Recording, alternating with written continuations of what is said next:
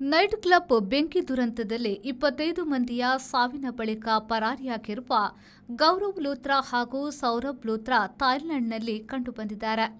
ಕೆಲವರ ಪ್ರಕಾರ ಅಲ್ಲಿ ಅವರು ಅಡಗಿದ್ದಾರೆ, ಮತ್ತೆ ಕೆಲವರ ಪ್ರಕಾರ ಅಣ್ಣಲೆಯುತ್ತಿದ್ದಾರೆ. ಸುಟ್ಟಿರುವ ನೈಟ್ ಕ್ಲಬ್ ಅನ್ನ ಬುಲ್ಡೋಸ್ ಮಾಡುವಂತೆ ಮುಖ್ಯಮಂತ್ರಿ ಪ್ರಮೋದ್ ಸಾವಂತ್ ಕಟ್ಟಳೆ ಇಟ್ಟಿದ್ದಾರೆ.